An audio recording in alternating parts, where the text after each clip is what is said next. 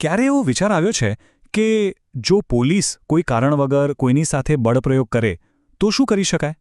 જુઓ, આ કોઈ ફિલ્મી વાત નથી. આ એક એવી વાસ્તવિકતા છે જેના વિશે દરેક નાગરિકને ખબર હોવી જોઈએ. તો ચાલો આજે આપણે બરાબર સમજી લઈએ કે આવી કોઈ સિચ્યુએશનમાં આપણા કાનૂની અધિકારો શું છે અને એનો ઉપયોગ કેવી રીતે કરવાનો હોય છે.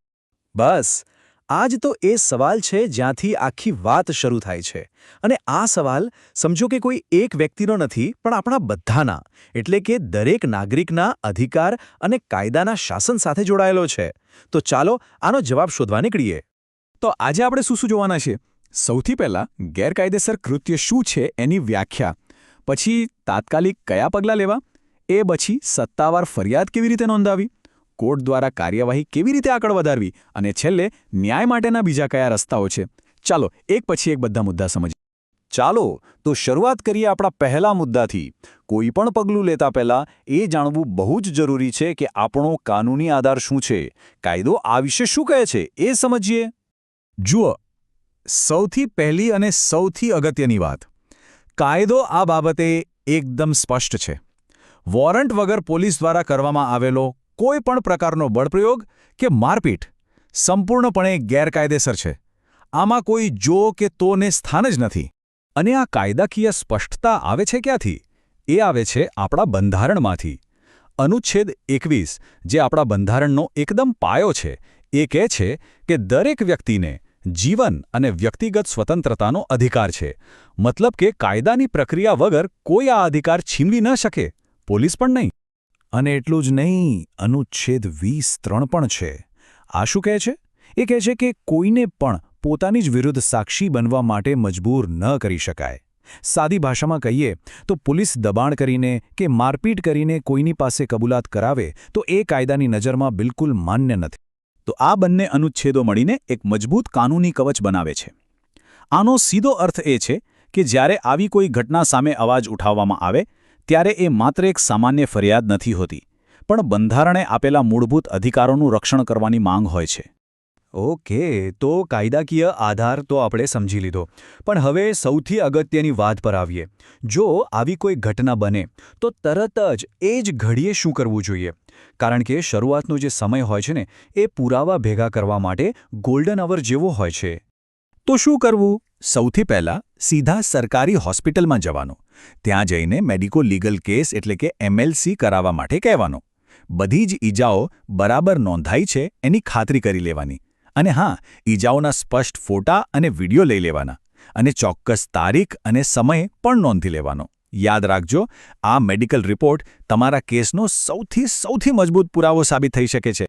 હવે મેડિકલ રિપોર્ટ તો થઈ ગયો, પણ એ સિવાય પણ ઘણું બધું છે જે કરી શકાય. જેમ કે આસપાસના CCTV ફૂટેજ સાચવવાનો પ્રયત્ન કરો. જો કોઈ સાક્ષી હોય તો એમના નામ અને કોન્ટેક્ટ નંબર લઈ લો. ઘટનાને લગતા કોઈ કોલ રેકોર્ડ કે મેસેજ હોય તો એને સેવ કરી લો. અને હા, એ વખતે જે કપડાં પહેર્યા હોય એને પણ સાચવીને રાખો. આ બધી નાની નાની વસ્તુઓ કેસને ખૂબ મજબૂત બનાવે છે. સારું, તો હવે પુરાવા ભેગા થઈ ગયા. હવે આગળ શું? હવે વારો છે સત્તાવાર ફરિયાદ નોંધાવવાનો. ચાલો જોઈએ કે સિસ્ટમની અંદર રહીને આ ઘટનાની નોંધણી કેવી રીતે કરાવી શકાય. સૌથી પહેલાં તો જે તે પોલીસ સ્ટેશનમાં લેખિત ફરિયાદ આપવાની. પણ માની લો કે તેઓ ફરિયાદ લેવાની ના પાડે તો પણ ગભરાવાની કોઈ જરૂર નથી. એનો પણ રસ્તો છે. તમે એ ફરિયાદ સીધી SP કે DCP જેવા ઉચ્ચ અધિકારીને મોકલી શકો છો. અને પુરાવા માટે રજિસ્ટર્ડ પોસ્ટ કે ઈમેલનો ઉપયોગ કરવો એ સૌથી સારો રસ્તો છે, જેથી તમારી પાસે એક પાક્કો રેકોર્ડ રહે. હવે ધારો કે વરિષ્ઠ અધિકારીઓ પાસે ફરિયાદ મોકલ્યા પછી પણ કોઈ યોગ્ય કાર્યવાહી ન થાય, આવું પણ બની શકે છે. તો શું હિંમત હારી જવાની? બિલકુલ નહીં. આ પછીનો અને સૌથી શક્તિશાળી રસ્તો છે કોર્ટના દરવાજા ખખડાવવાનો. આ કેવી રીતે થાય? તો CRPC અથવા નવા કાયદા BNSS ની કલમ 156(3) હેઠળ સીધી જ્યુડિશિયલ મેજિસ્ટ્રેટ પાસે અરજી કરી શકાય છે. અને જાણો છો, કોર્ટ પોલીસને FIR નોંધવાનો આદેશ આપી શકે છે. એક સારો વકીલ મારપીટ, ગેરકાયદેસર અટકાયત અને સત્તાના દુરુપયોગ માટે જવાબદાર અધિકારીઓ સામે કાર્યવાહી શરૂ કરાવી શકે છે. અને એક વાત ખાસ યાદ રાખવા જેવી છે, ન્યાયનો મતલબ ખાલી દોષીને સજા અપાવવાનો જ નથી હોતો. કાયદામાં જે શારીરિક અને માનસિક આઘાત લાગ્યો હોય એના માટે નાણાકીય વળતર મેળવવાની પણ જોગવાઈ છે. તો આપણે પોલીસ અને કોર્ટની વાત તો કરી, પણ શું આટલું જ છે? ના, ન્યાય મેળવવા માટે બીજા પણ કેટલાક રસ્તાઓ છે. ચાલો આપણા છેલ્લા વિભાગમાં એના પર પણ એક નજર નાખી લઈએ. કોર્ટની કાર્યવાહીની સાથે સાથે રાજ્ય માનવ અધિકાર આયોગ અને રાષ્ટ્રીય માનવ અધિકાર આયોગ એટલે કે NHRC જેવી સંસ્થાઓ પણ છે. આ સ્વતંત્ર સંસ્થાઓ છે. અહીં ઓનલાઈન કે લેખિતમાં સીધી ફરિયાદ કરી શકાય છે અને તેઓ પોતાની રીતે તપાસ કરીને યોગ્ય પગલાં લેવાની ભલામણ કરી શકે છે. તો આખી વાતનો સાર અહીં છે. એક બાજુ એવા કામ છે જે કરવાથી ન્યાયની લડાઈમાં મજબૂતી મળે છે અને બીજી બાજુ એવા કામ છે જે કેસને નબળો પાડી શકે છે. શાંત રહીને પુરાવા ભેગા કરવા, કાયદાકીય મદદ લેવી, આ બધું સશક્ત કરે છે.